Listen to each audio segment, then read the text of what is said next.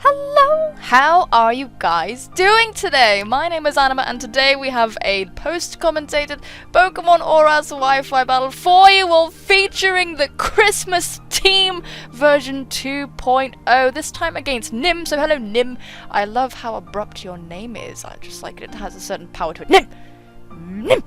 I don't know what I'm talking about. Anyway, but as I said, this is a Christmas team. This is our Christmas team. The team building video, of course. Now I would link it in the description. I think I'm going to just for the lulz. But this is different to the team I originally built. So the changes that I made, the Delibird is completely different. Not that it matters because nobody got to see what the Delibird did anyway. And we've added Sudowoodo and Empoleon to the team, replacing Scrafty. I know that's gonna upset some people.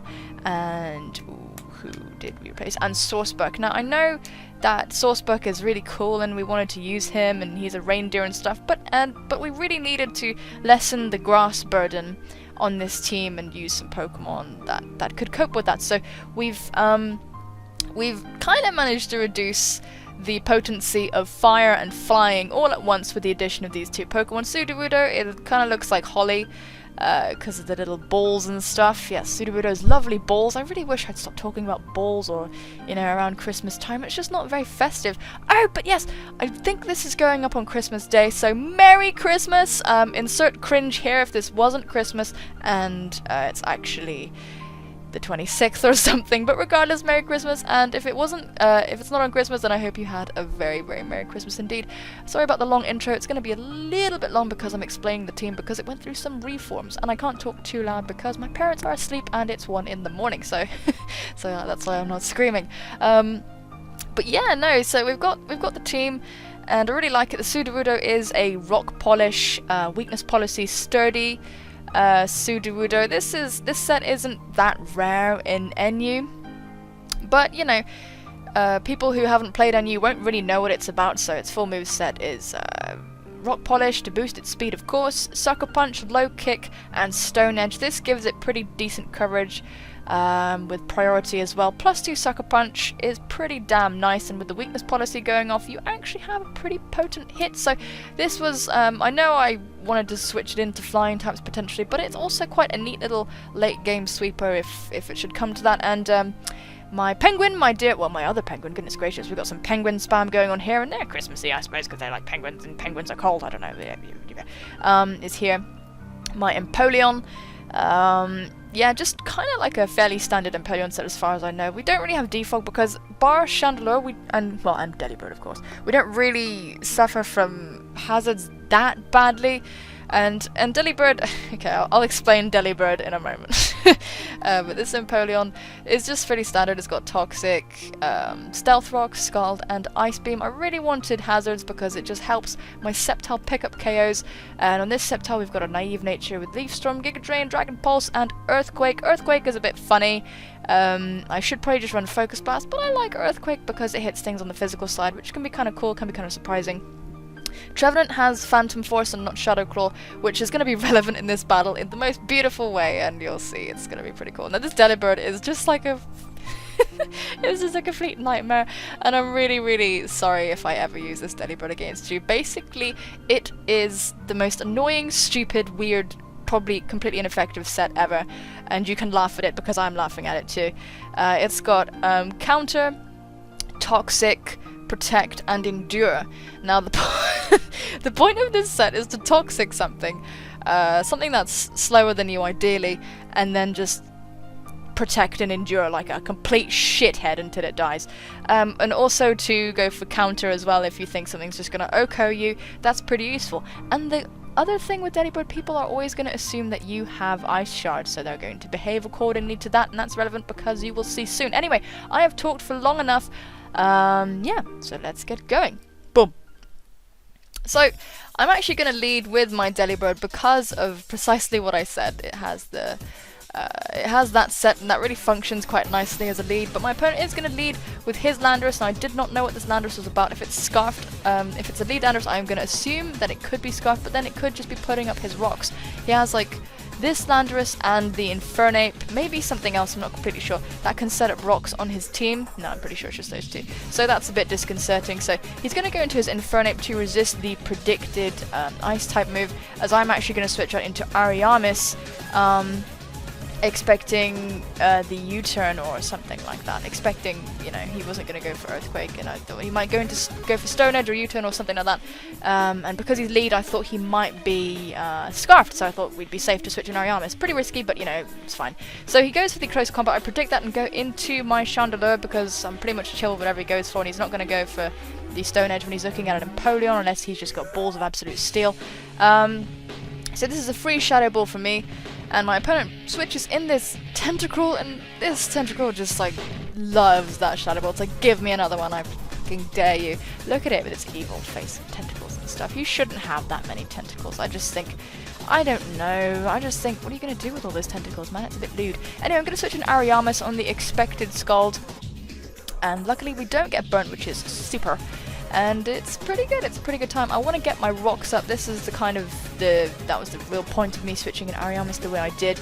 And just so you notice, that Tentacruel is actually holding leftovers, not black sludge, and this will come into play later on. So my opponent goes for the next Scald. This is not going to get a burn, which is really unfortunate for them, honestly. It is just really helpful to get residual damage. And we're going to go for our Staff Rocks.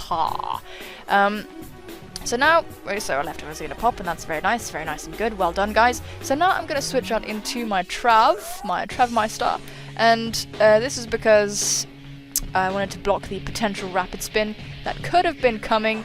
And as you're going to see, my opponent actually goes for the Scald. So this is like, but thankfully, you know, I resist that, so it's not really a big deal.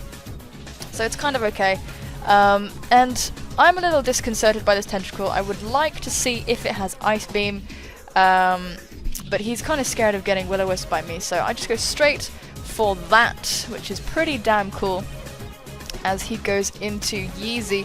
I thought I could take at least one Ice Beam from this thing because it wouldn't be stab, and the way he ate up my Shadow Ball tells me he's fully specially invested, so yeah, his Ice Beam wouldn't hurt me that much anyway, and my Harvest would help and all this stuff, so I felt pretty safe going straight for the Will-O-Wisp. I really did want to go into Empoleon. I debated doing that because I quad resist Ice Beam, but him switching out, and you know, it's great. So it tells me he doesn't have Ice Beam and I get to burn the Weezing. So I went into Ariamis actually expecting a Sludge Bomb, but he actually goes for the Will-O-Wisp, and I was pretty surprised by this because of course I have a Chandelure on my team that is just sitting in the back and laughing. So I was pretty surprised by his by this ballsy maneuver, and now my Empoleon is burnt. I mean, he could have forgotten, but it could have well been a deliberate move, knowing that I wouldn't just go into my Chandelure and get a bunch of damage, potentially. Not that poison does too much to Chandelure in general, but you know, I don't want it to get hurt because it is my Scarfer. So he is going to withdraw Yeezy, not wanting to take a Scald to the face, because Weezing's special defense is not amazing, and he doesn't want his Weezing getting particularly damaged. Because it's just like a useful Pokemon, and not when he can switch into Tentacruel anyway, and just be pretty safe. So I'm going to go for that Scald. I don't get the burn. This is just the advent of Scalds not getting any sort of burn at all.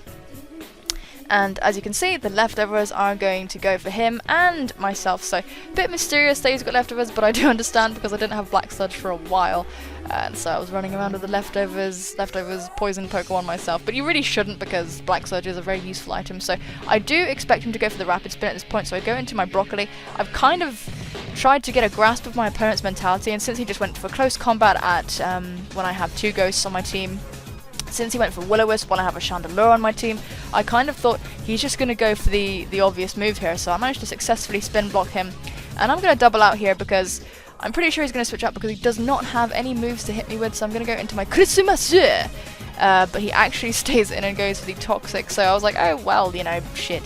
This isn't brilliant. But I mean, it's not too bad. It's not awful. I'd rather be Toxic than like paralyzed because I don't have my Mega Off or anything weird like that. Not that Tentacruel can paralyze me, but you know what I'm saying, I'd rather have this status than another status, because another status would be completely shit. So he is going to withdraw his Tentacruel, opting to switch into Yeezy, who can take my Grass type moves really nicely, and I'm really glad I went for the move I went for here. I actually went straight for the Leaf Storm, because I wanted to do a big old chunk of damage to the Tentacruel, and I felt pretty safe in knowing that it couldn't do much to me because, as I said, it did not reveal the Ice Beam, so we would have been pretty safe regardless. So we're going to go for that young Leaf Storm, and it's going to do a okay amount of damage to Weezing. It's okay, but considering this is like a leaf storm from a mega sceptile, it's not actually that much damage, but it's not gonna matter ultimately because regardless of his leftovers, he needs to get some black search, he really does. He is not gonna be able to live a Dragon Pulse, so that's pretty damn awesome pour moi. So let's go for that Dragon Pulse once again. Well, not once again, we're gonna follow up with a Dragon Pulse rather, and we're gonna take out YAAAY, which is really, really, really nice. And YAAAY's little dying, diseased face is going to collapse. Oh, honestly, saying the words dying and diseased in one sentence is honestly not very pleasant. So he's gonna go into his Landorus. So I was fearing the, I don't know what the hell I was fearing. I was fearing like a bunch of things. I thought he could actually go for Stealth Rocks right now, and my hunch and him being scarfed might all be completely fake. And if that was the case, I wanted to go into Santa, to, you know, just get my Delibird in there and keep my Focus Sash. No, not my Focus Sash. What do I have? I have no idea. Yeah, Focus Sash. No, I do have a Focus Sash. I want to keep it intact just in case, you know, he went for Rocks or so on. And if he went for Earthquake for whatever reason, I would have been fine against that too. So he's going to go into his Infinite. Going for the U-turn, nicely done, and getting the switch initiative on me. And now he's going to make a great play here. He's going to predict me switching out. He's going to go into his Tentacruel as I make the switch into my Chandelure. So my opponent has definitely been learning from my plays, from my movements, and he's playing a lot less obviously right now. So I am in my Hanukkah here, and he's in that Tentacruel. As we've seen, this thing can eat up my hits like nobody's business, but because he has leftovers, I feel pretty safe going for a trick. Added to the fact that he is fully specially invested, I know that a Scald won't kill me, and crippling this Tentacruel by stealing its passive recovery and, you know, locking it into a move is really great for me. So I'm going to be able to lock it into Scald and actually gain some passive recovery of my own. So this is honestly pretty sweet. And that passive recovery there is gonna, you know, is gonna be sort of semi-useful, I believe, at some point later on in the match. So he is actually gonna switch out into his Infernape to take.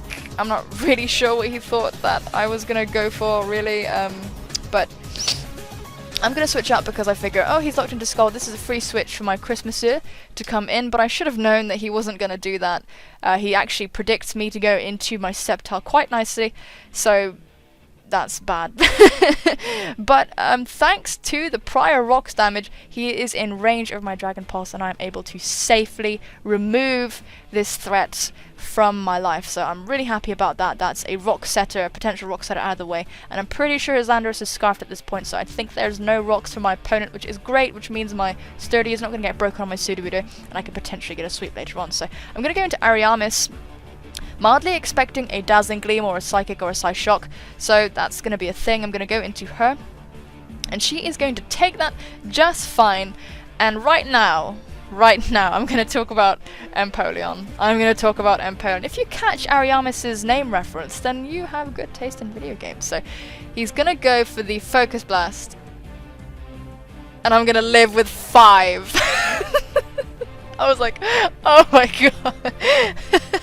And this is absolutely perfect because I'm able to break this thing's Focus Sash. And I think if this was Life Orb Magic Guard, I would have been killed by that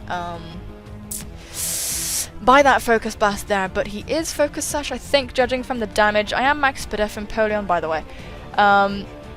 And yeah, we managed to live with 5, and this allows me to go into my Sceptile and revenge kill it with a Dragon Pulse. So that was brilliant. We managed to get rid of the Alakazam, this speedy threat, excuse me, out of the way.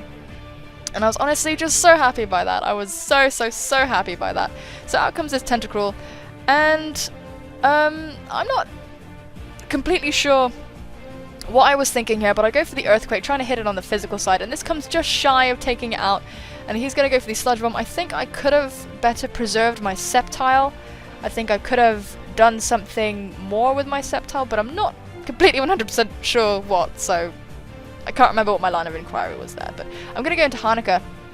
And now this thing is locked into Sludge Bomb, and I forgot that it had the bloody Scarf, so I was like, oh, just fine, I'll just kill it with a Shadow Ball and not take any damage. But thankfully, because I got a little bit of a boost from my left ears, I'm able to kind of comfortably live the Sludge Bomb. And yeah, we're able to take it out with the Shadow Ball. I mean, without the lefties, we could have lived, but barely. Another 5 HP situation there. That would have been pretty interesting. So out comes this Landorus, and I thought I didn't really know like the speed situation, you know, between me and this Landorus. I am max invested in speed, but I'm modest, so if this thing was just a physically defensive Landorus, I don't know, I didn't check the calculations, so I don't know if he would have outsped me, but I thought maybe it'll reveal that he's scarfed if he manages to outspeed me, but I don't even know if it does. Anyway, this is a free switch into my broccoli, and let me talk to you about broccoli. It does not matter that he missed the Stone Edge, but he's going to stay in and sack his Landorus here because he does not want his Medicham, his Mega Medicham, who could clean up the game, to come in on a burn. So he's going to keep going for Stone Edges, and honestly I think that's a pretty understandable mentality to have. I definitely get why he's doing this. But yeah, let me talk to you about Trevenant. Let me talk to you about broccoli. Okay, you have got to preserve your thing to kill Trevenant. You really do, because Trevenant late game can just live and live and live and live and live and just literally it enjoys the taste of your tears. So he's gonna go for Stone Edges because he's locked in, so he was a Scarfed Landorus T after all, and I'm going for Will-O-Wisp just in case he goes into his Mega Medicham. So I'm looking at his HP. I'm looking at his HP right here. And I know that after another iteration of Leech Seed and Burn, he's gonna die. So he's gonna outspeed me, and this is fine because I'm gonna go for the Phantom Force. So I know he's going to die this turn, and this guarantees me a super effective hit on the Mega Medicham as it comes in. While this Landorus dies due to no real effort, and due to me not even touching this thing once, it's just gonna die to Leech Seed and Burn, which is great. So out comes Medicham. This is my opponent's last Pokemon, and Medicham is gonna get hit by the pointed stones, and that's going to suck for Medicham, but it's gonna go for the Mega Evolution. And at this point I was like, wow, if we can kill this thing, that would be absolutely super. But either way, I'm gonna get this super effective hit off, and you're gonna see the beauty of Phantom Force right now. You're gonna see the beauty. So Trevenant's gonna come out of the fucking shadows and one-shot this Mega Medicham. I had like no business with that Medicham. That Medicham had absolutely no business doing anything to my team, which is crazy because once my Chandelure was gone, it could have done a lot, especially because it had the Ice Punch. So woo! So I was extremely happy about the ending. I was pretty damn pleased with that play, and I was pretty damn pleased to see the Christmas team managing to pull their weight and just do so much work. Seriously, I was really happy about that. And it was kind of cool to see my opponent sort of learn from the shift in the battle and kind of make a few predictions. So this was a really cool game, and I really did enjoy it, and I hope that you guys did enjoy it too. I hope you're having an amazing day. Be watching this on Christmas, or watching this the day after, or watching this when my channel is like 5 years old or whatever, if I'm still doing YouTube by then, and blah blah blah blah blah. Anyway, yes folks, thank you so much for watching. Take care of yourselves and have a Merry Christmas. Bye bye!